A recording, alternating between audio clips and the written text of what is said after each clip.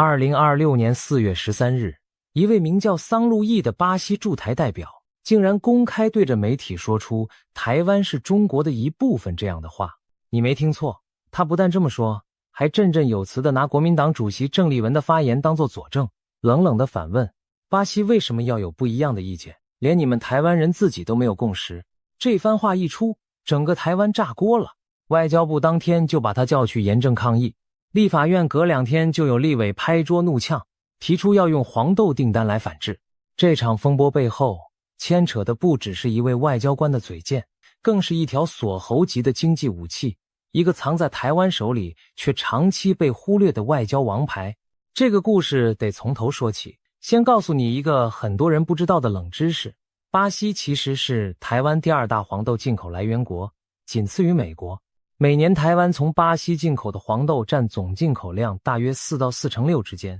这是一笔相当庞大的订单。过去5年，巴西黄豆占台湾总进口量分别是4成6、4成、4成1、4成6跟4成3，以金额换算是数亿美元的长期合约，也是巴西农民口袋里的固定收入来源。你知道巴西人有多爱这笔生意吗？他们近年来把黄豆当成国家战略商品在经营，连中国都抢着跟他们签单。2025年4月，光是1周，巴西就跟中国签下240万吨的黄豆合约，一度让美国农民气到跳脚。巴西的出口腰杆靠的就是这种南美豆子撑起来的经济地位。我们再来看一件很少人仔细算过的事，巴西黄豆对台湾餐桌的渗透程度到底有多深？台湾每年黄豆进口总量大约维持在250万吨上下，其中巴西来源占4成到4成6之间，换算起来就是100万吨到115万吨左右。这些黄豆不只用来榨油，也用来作为畜牧业的饲料，还有一部分被制成豆腐、豆浆、豆干、味噌等民生必需食品。你现在手里的早餐豆浆，盘子里的卤豆干，或甚至卤肉饭配的那块豆腐，很可能有4成几率来自巴西的农田。这些数字平常没人去算，一旦摊开来就会发现，巴西驻台代表嘴上否定台湾主权，但他的国家却正在靠台湾市场赚一笔相当稳定的外汇。这种反差才是真正让台湾人愤怒的核心。然而偏偏就在这个节骨眼上，巴西驻台代表桑路易做出了一件让人瞠目结舌的事。他接受网络媒体上报的专访，地点就在士林的巴西驻台商务办事处里。访谈过程中，他没有打算拉近跟台湾的距离，也没有把话讲得圆滑，而是摆明了一副冷面务实的姿态。他说，巴西奉行一中政策，所以不承认台湾是独立国家，大多数国家都不承认台湾是独立国家。说到这里，如果他闭嘴，或许还能以官方立场草草带过。问题是他还画蛇添足地补上一句，连你们台湾内部国民党的党主席都抱持同样看法，那我们巴西为什么要有不一样的意见呢？连你们自己都没有明确共识，你听出味道了吗？这不是一般的外交表述，这是赤裸裸的嘲讽，是一个外国驻台代表在台湾的土地上大喇喇地引用台湾内部政党语言，转头把这些话塞回台湾人的嘴里，变成否定台湾主权的子弹。而且这场专访刊出的时间点绝对不是偶然，就在2026年4月10日，郑丽文刚刚才在北京人民大会堂东大厅跟习近平举行了轰动两岸的政协会。4月12日，中共中央台办马上宣布所谓10项会台措施。4月13日，桑路易的专访就见报了，时机敏感到你想装没事都没办法，这哪里还是随口一谈，根本就是借着政协会的东风，一脚把台湾主权往火里踩。外交部当天就炸锅了。4月13日上午，外交部拉丁美洲及加勒比海司长韩志正立刻透过电话向桑路易表达严正抗议与关切。可是当天打过去才发现，这位代表人居然在休假中，电话里没做太多回应，还反咬一口说好几篇报道对台湾的说法是正面的，仿佛自己是受害者一样。外交部表达强烈不满，强调中华民国台湾是主权独立的国家，与中华人民共和国互不隶属，这是举世皆知的事实，也是客观的现状。同时援引国际法，提醒桑路易，外交代表有不干涉驻在国内政的义务，但是光抗议不够看，对不对？4月14日，行政院长卓荣泰受访时明确表示，我方会做必要的抗议，甚至要透过这个事例告诉全世界，中华民国在台湾是不变的事实，而真正点燃火药桶的是4月15日立法院外交及国防委员会的质询现场。这场会议的主题原本是美伊战争情势发展对亚太战略局势及经济安全的影响，结果民进党立委林楚茵一出手就把焦点拉到桑路易身上，而且一出招就是锁喉级的狠招。他对着外交部政务次长陈明奇说，台湾不是中国一部分，外交部不能只有口头抗议。他进一步指出，巴西是台湾第2大黄豆进口国，面对对方代表发表这种不当言辞，政府有没有可能调整黄豆进口来源，实施反制？外交只是口头抗议是没用的，经济才是关键工具。台湾应该有能力选择合作对象，而不是被动承受压力。这番话说得又准又硬，请注意，这可不是网络酸民的嘴炮，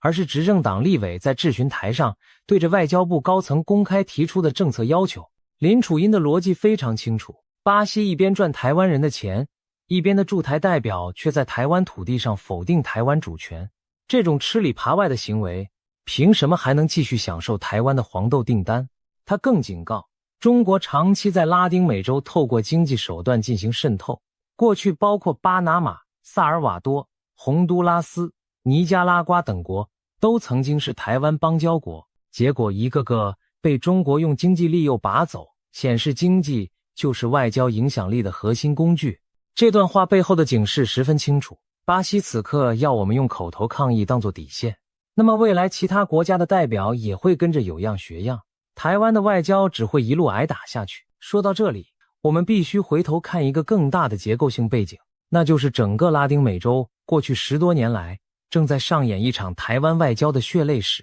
2017年巴拿马与台湾断交，转向中国；2018年萨尔瓦多与台湾断交，转向中国；2021年尼加拉瓜与台湾断交，转向中国；2023年洪都拉斯与台湾断交，转向中国。这一连串的断交案例背后都有一个共通的剧本，中国用巨额的贷款、基建承诺或者农产品订单作为诱饵，把这些小国一一从台湾的邦交清单上拔走。而台湾这边呢，除了表达遗憾与谴责之外，真正能动用的经济工具其实有限。这就是为什么林楚茵这次的经济反制主张在台湾外交政策史上具有重要的象征意义。他不只是在骂巴西代表，他是在告诉整个拉丁美洲，台湾这边也有能力打经济牌，别以为我们只能被动挨打。面对这样的质询，陈明奇的回复也很关键，他没有直接拒绝，而是说会就此事研议。他补充，政府已经着手推动粮食与能源来源多元化，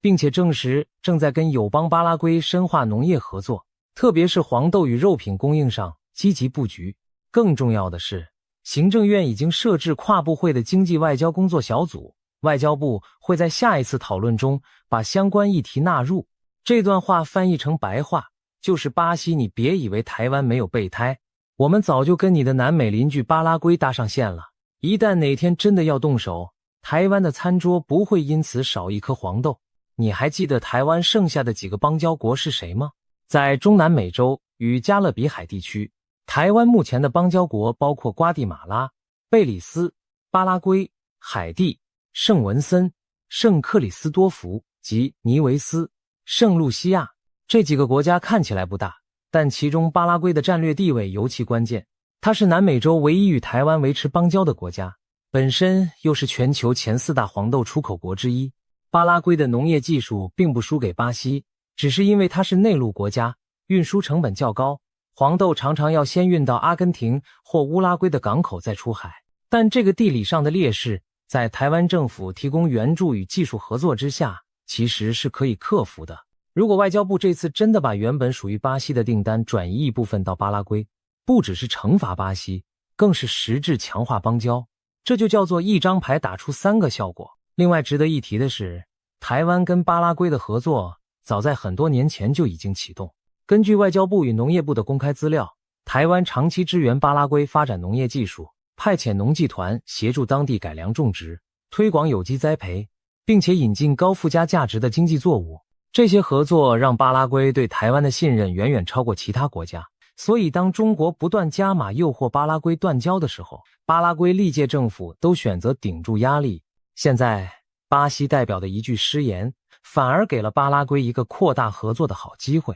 你看，国际关系就是这么奇妙，一扇门关上，另一扇门就打开了。这就是台湾外交部这次的锁喉反击，它不是叫嚣式的报复，而是一套结合外交抗议、跨部会协调与长线经济布局的组合拳。你仔细看这盘棋，就会发现外交部的布局其实已经下了很久。巴拉圭是台湾在南美洲硕果仅存的邦交国，它本身就是全球前4大黄豆出口国之一。这4个最重点的黄豆出口国分别是巴西、美国、阿根廷跟巴拉圭，其中巴西的确占世界总量将近4%，但巴拉圭的产能也完全不容小觑。过去几年，巴拉圭总统贝尼亚多次强调希望与台湾在农产品领域深化合作，而中国也不断游说巴拉圭跟台湾断交，承诺只要一断交，就有庞大的大豆订单。可是巴拉圭为什么还是顶住？答案很简单，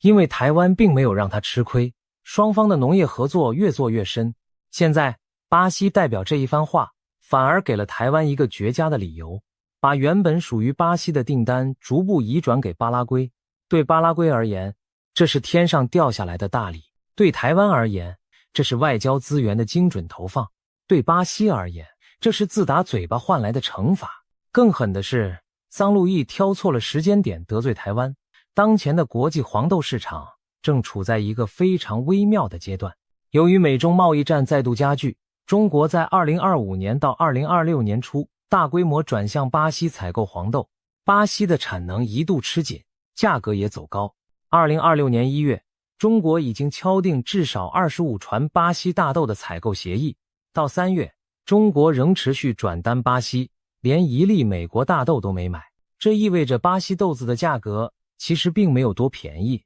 台湾买巴西豆的议价能力反而被压缩。反过来看，巴拉圭的黄豆长期以来透过阿根廷或乌拉圭转口销售，产量稳定，只要台湾愿意下单，几乎是1对1的供给关系。换句话说，当巴西的豆子贵又得罪人的时候，巴拉圭的豆子又便宜又贴心，台湾转单不只是为了惩罚巴西，更是一笔划算的生意。这就叫打得准，打得痛，还顺便省钱。然而这场风波真正令人玩味的是，桑路易为什么会在这个时机点发表这样的言论？这就必须回头看政协会的影响。2026年4月10日，国民党主席郑丽文赴北京，在人民大会堂东大厅与中共中央总书记习近平会面。这是继2016年红溪会之后，国共两党领导人相隔10年再度会晤。郑丽文在会面中提出3个方向与5点主张，双方重申9·2共识，强调中华民族共同认同，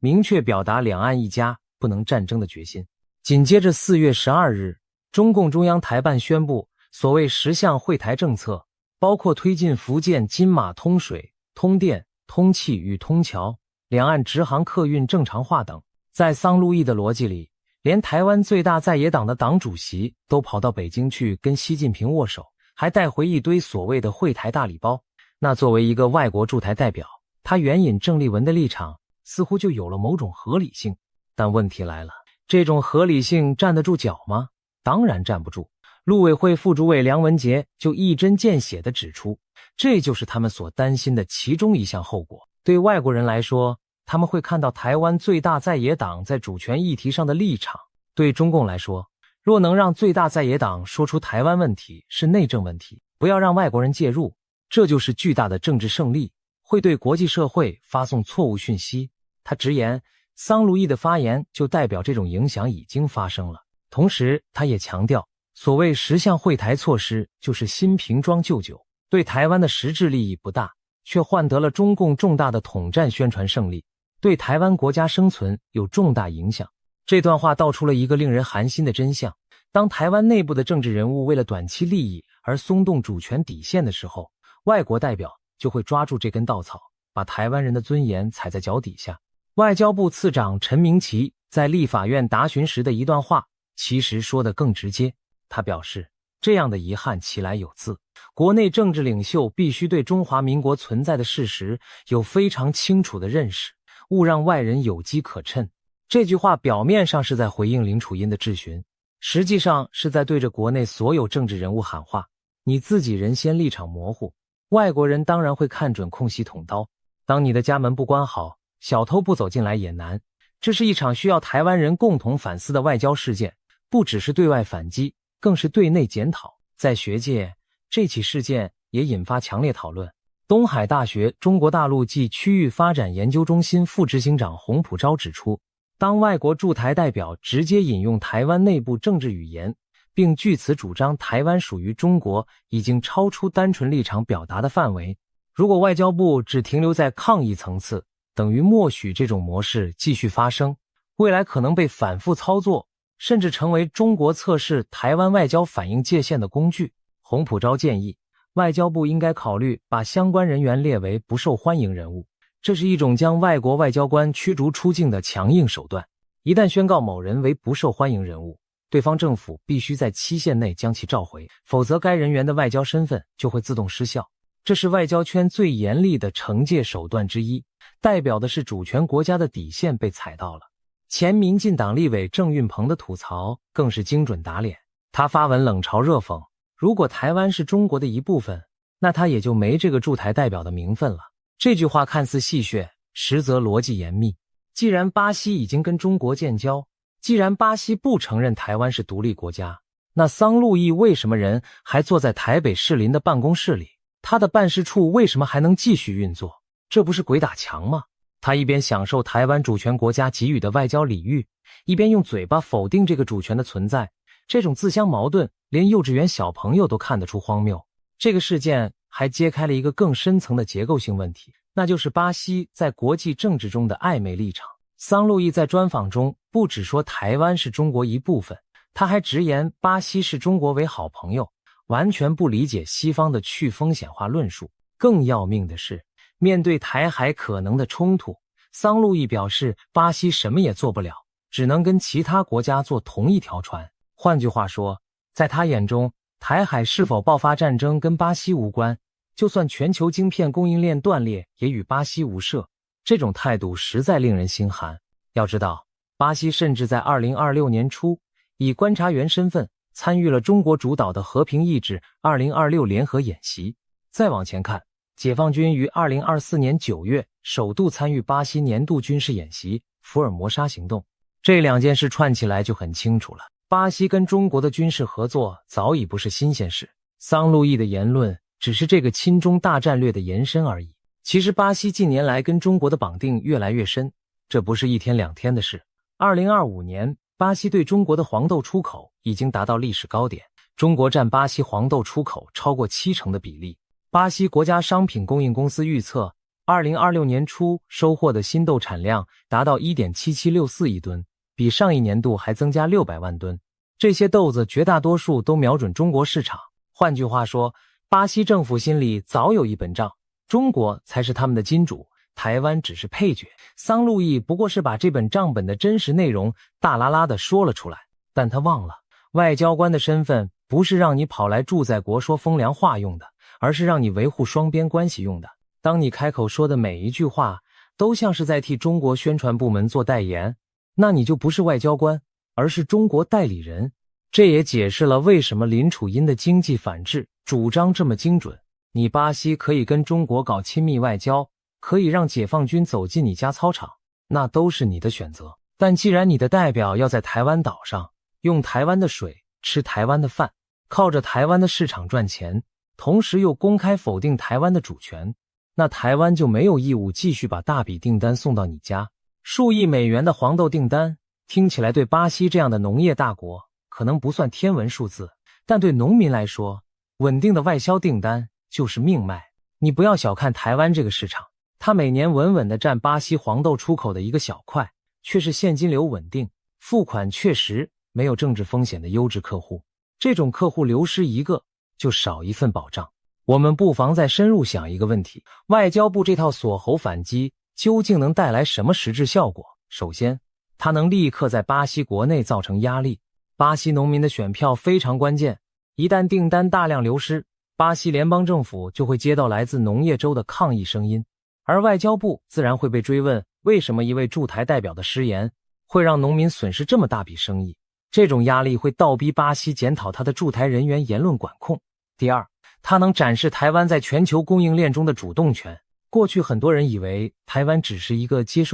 被动接受国际社会的态度，但这场反击证明台湾在农产品市场也是一个有利的买家，可以选择自己的合作对象。这对其他蠢蠢欲动的外国代表是一个强而有力的警告。第三，它能巩固台湾与巴拉圭的邦谊。巴拉圭是台湾在南美洲最后一块邦交阵地，如果台湾能透过实质订单强化巴拉圭的农业经济，那么中国想拔走巴拉圭的难度就会大幅上升，这等于是一石三鸟的操作。除了黄豆之外，这次事件还可能延伸到其他领域。台湾每年从巴西进口的农产品不只有黄豆，还包括玉米、牛肉、鸡肉，甚至咖啡豆与热带水果。这些品项加起来是一笔相当可观的进口总额。如果台湾真的决定全面检讨对巴西的经贸依赖，那么受影响的产业将不只局限在农业，也可能扩及食品加工、饲料供应以及畜牧业。外交部次长陈明奇提到，粮食与能源来源多元化，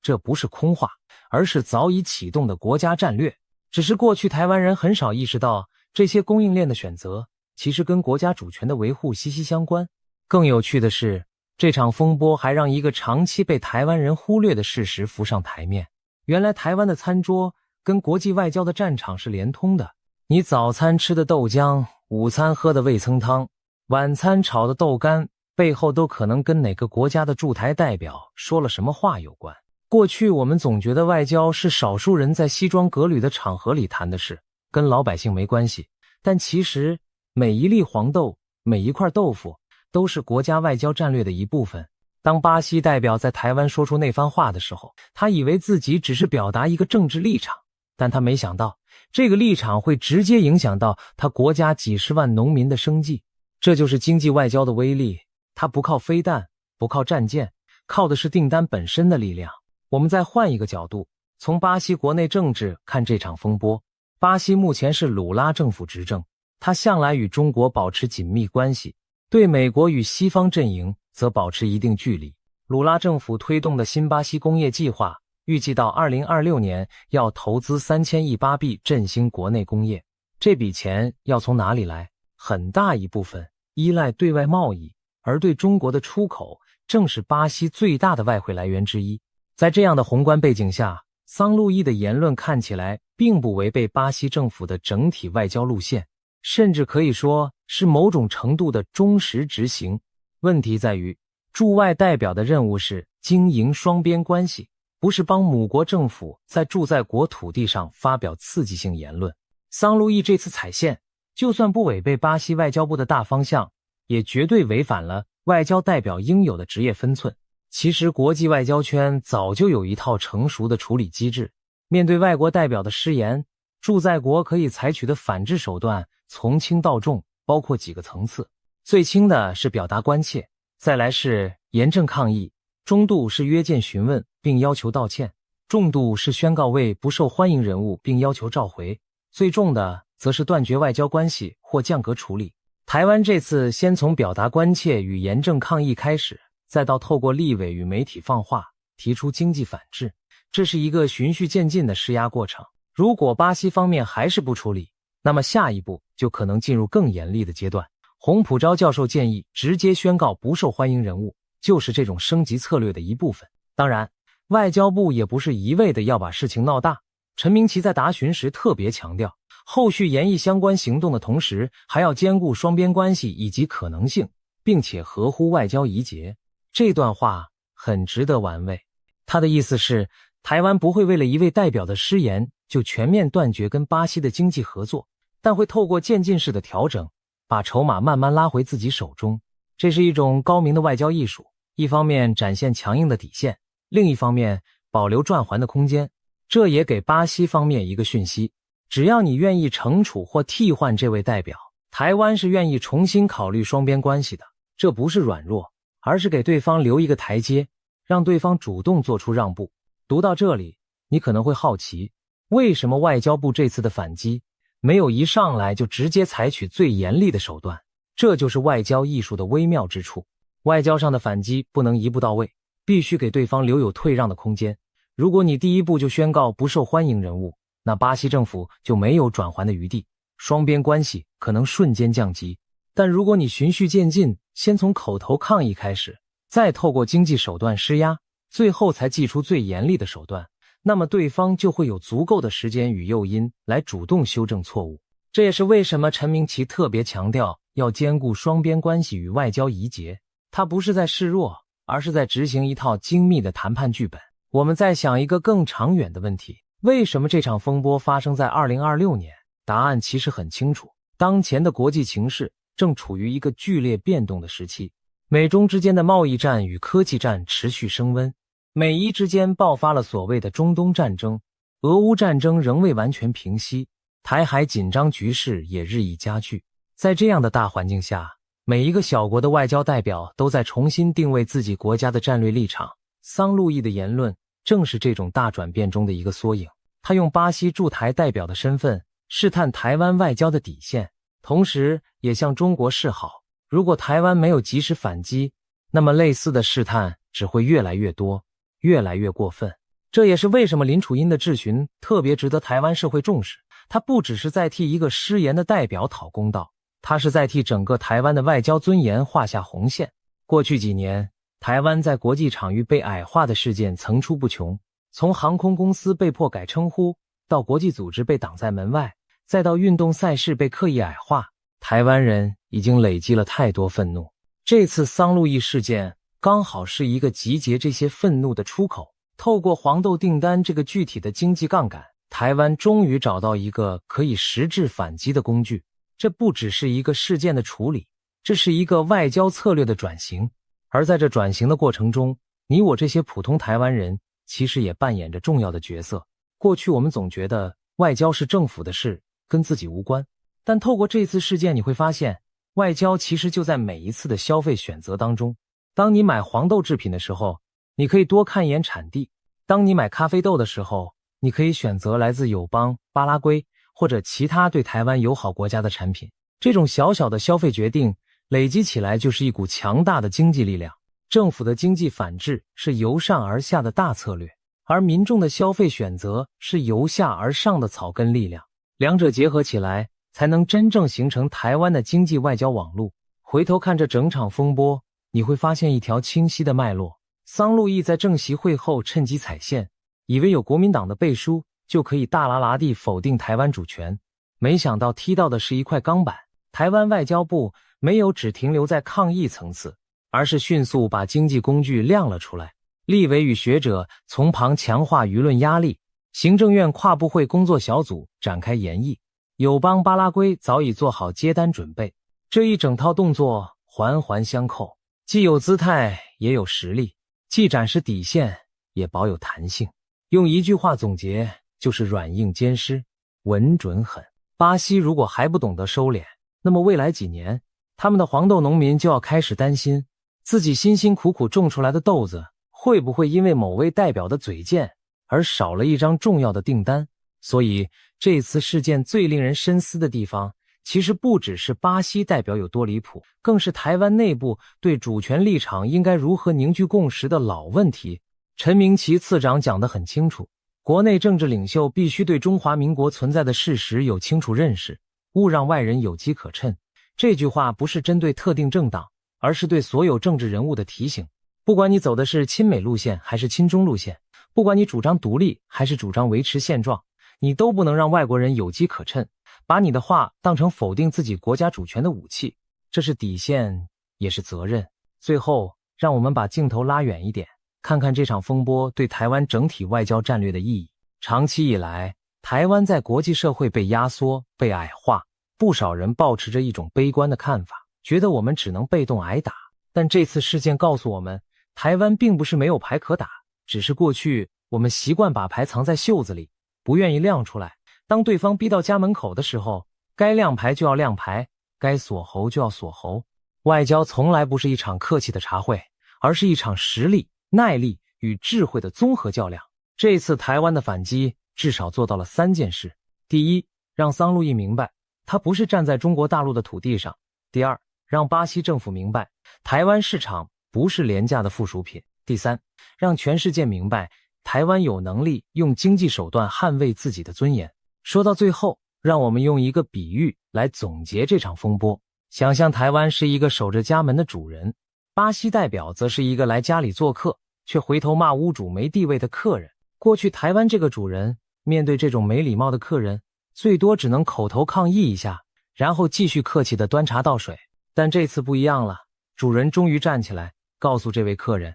你再讲下去，这杯茶就不用喝了，你家农场的黄豆也别想继续卖到我家了。这就是外交上实质反击的力量，它不靠暴力，不靠威胁，靠的就是主人家最基本的权利，也就是选择自己要跟谁做生意的自由。说到这里，你可能会问，这场风波最后会怎么收场？就现阶段来看，巴西驻台代表桑路易还在休假中，外交部持续约见并进行后续作为，行政院经济外交工作小组正在研议进一步行动，台湾与巴拉圭的黄豆合作正加速推进。接下来几个月，我们很可能会看到台湾的黄豆进口结构出现微妙的变化，巴拉圭比重上升，巴西比重下降，这将会是一个循序渐进的过程。不过可以肯定的是，桑路易这次惹错人了，他小看了台湾外交部的决心，也低估了台湾在经济层面的反击能力。他本来只是想借政协会之势，